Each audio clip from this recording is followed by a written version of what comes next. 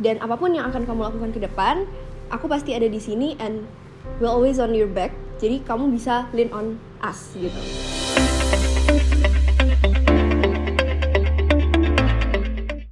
Halo sobat-sobat di rumah, gimana nih pekan-pekan ini? Nah, hari ini kita punya topik menarik nih.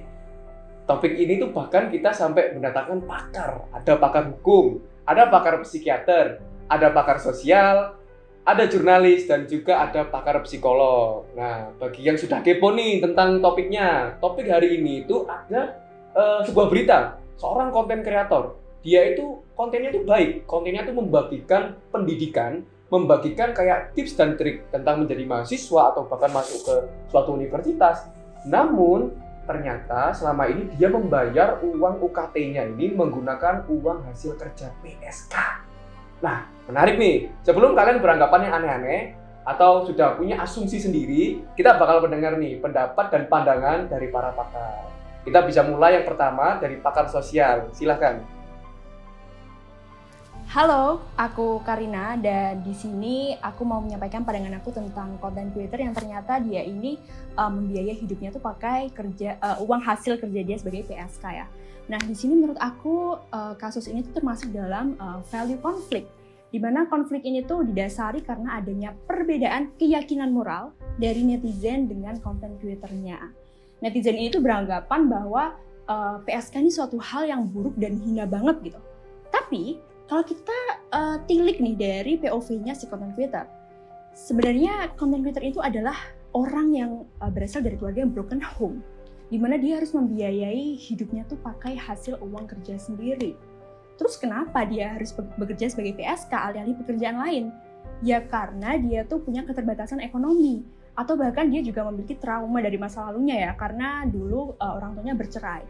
Jadi bisa aja itu menimbulkan trauma di mana dia tuh akhirnya tidak bisa memilih pekerjaan yang ideal untuk dirinya sendiri.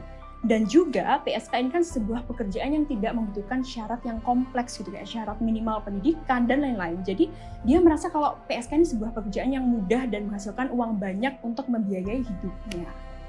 Tapi konten-konten yang dia hasilkan itu merupakan konten yang bervalue, yang bermanfaat, berbobot, dan justru masyarakat tuh malah diuntungkan gitu loh dengan konten-konten yang dia buat. Jadi dengan latar belakangnya dia sebagai PSK, itu tidak mempengaruhi kualitas kontennya sama sekali. Jadi menurut aku dia nggak berhak untuk dijudge, apalagi kita ya, kita nggak perlu ngejudge dia. Karena menurut aku kita nggak berhak gitu loh untuk ngejudge dia dengan latar belakangnya seperti itu. Gitu. Nah ini nih untuk para netizen ini yang langsung lompat ke kesimpulan, denger ini, kalian itu harus tahu latar belakang dari seseorang dulu sebelum kalian langsung memberi label. Nah ini nih pembahasan ini nih. Selanjutnya adalah dari pandangan dari seorang jurnalis. Silahkan.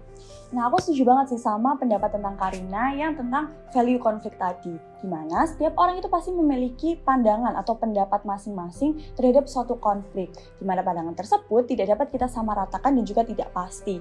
Namun, jika kita lihat dari perspektif teori stigma dan labeling, ketika TikTokers ini mengungkapkan bahwa dirinya adalah seorang PSK yang membiayai hidupnya dengan hasil pekerjaan tersebut, stigma orang-orang ini langsung berubah gitu, langsung negatif. Kenapa sih? Karena di Indonesia pekerjaan PSK ini dianggap tidak bermoral gitu atau menyimpang dari norma-norma yang ada. Selain itu, ini juga bukan budaya kita.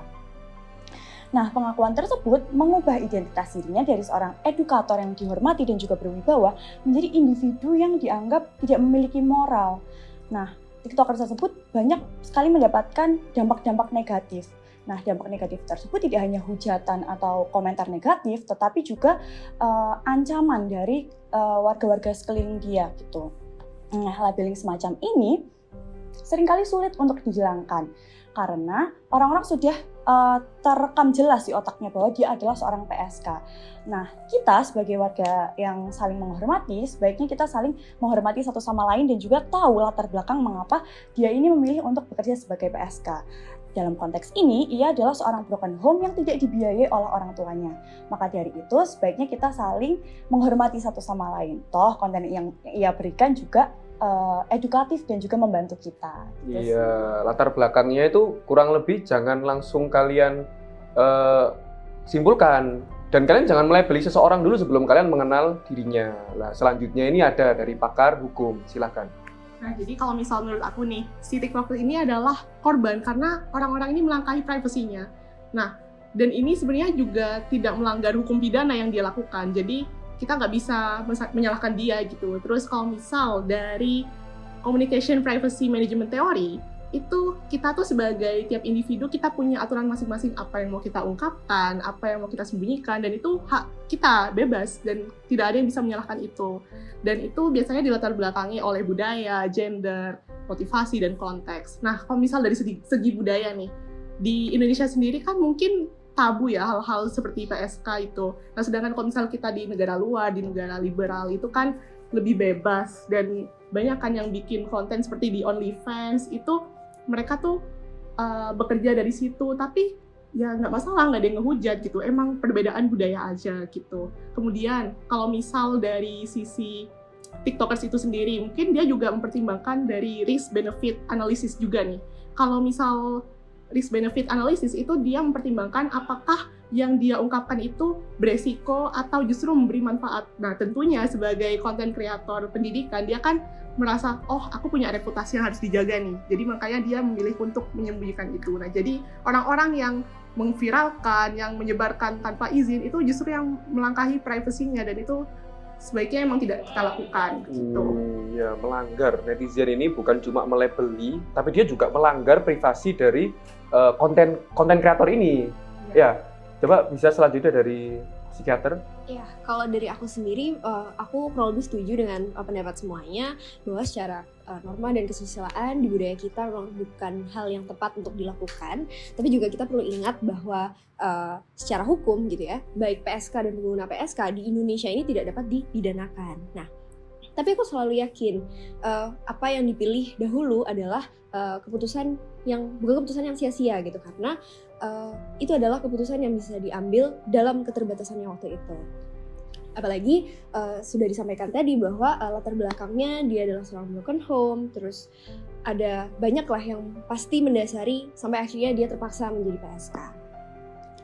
Nah, kalau aku di sini akan lebih berfokus pada penanganan masalahnya dengan memberi dukungan dan bantuan yang efektif. Nah, berdasar pada Cognitive Emotional Theory of Esteem Support Messages, selain kita sudah terlebih dahulu check on them how they feel, kemudian memvalidasi perasaan dan emosi negatifnya, baru setelah itu kita dapat menilai ulang apa yang dia lakukan secara lebih positif.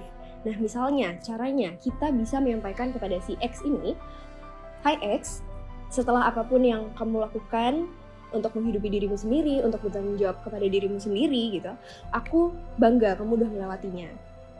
Dan apapun yang akan kamu lakukan ke depan, aku pasti ada di sini and will always on your back. Jadi kamu bisa lean on us gitu."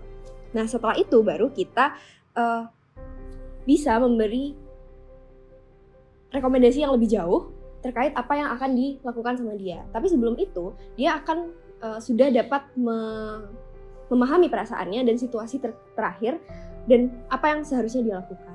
Gitu. Iya nih, jadi bagi teman-teman dekatnya atau keluarganya atau kerabat-kerabatnya sangat dimohonkan untuk membantu si X ini atau si konten kreator ini dengan sebuah dukungan. Nah, selanjutnya adalah dari pandangan seorang psikolog. Silakan.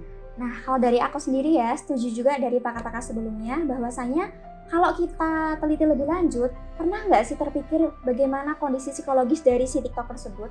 Mengapa dia melakukan tersebut? Kan pasti ada tanda tanya besar yang harus kita cari terlebih dahulu. Alasannya apa? Nah, dari si TikTok tersebut, dia melakukan hal tersebut karena dia terdesak oleh kondisi. Dari finansialnya, dari asal keluarga yang broken home, membuat dia terpaksa melakukan hal tersebut.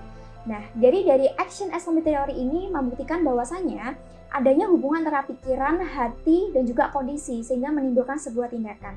Si TikToker ini mengambil tindakan, dia bekerja sebagai PSK untuk menghidupi kehidupan kampusnya, namun di sisi lain dia itu ingin membuat sebuah pemberontakan, dia ingin membuktikan kepada orang-orang bahwa dia tidak seperti itu. Akhirnya dia melakukan sebuah tindakan berupa klarifikasi. Namun setelah klarifikasi, dia bukannya malah didukung oleh orang-orang terdekat, tapi malah dijudge. Oh, kamu ini, kamu itu orang yang gini. Nah, tanpa melihat latar belakang di belakangnya itu bagaimana. Seharusnya kita bisa memberikan bantuan secara moral dari orang-orang terdekat untuk si TikTok tersebut. Jadi kita memiliki penyelesaian secara preventif atau preventif.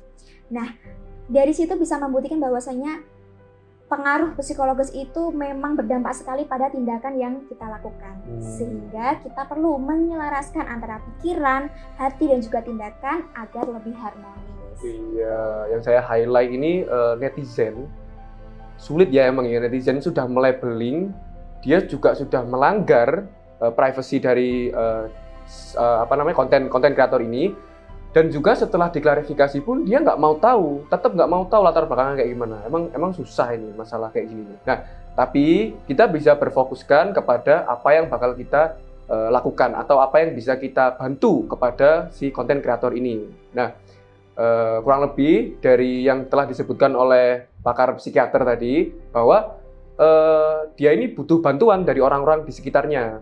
Dia itu butuh empati dari orang-orang di sekitarnya. Nah, sebelum kalian mengartikan empati itu ada 3. Pertama adalah perspective thinking, yang kedua adalah sympathetic responsiveness, yang ketiga adalah empathic responsiveness.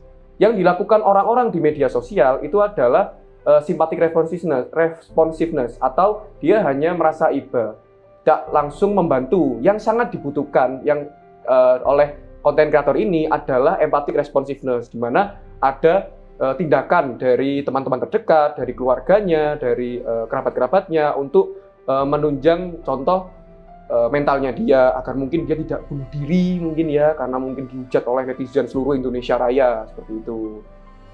Jadi itu mengakhiri pertemuan kita hari ini. Terima kasih telah menonton dan sampai jumpa.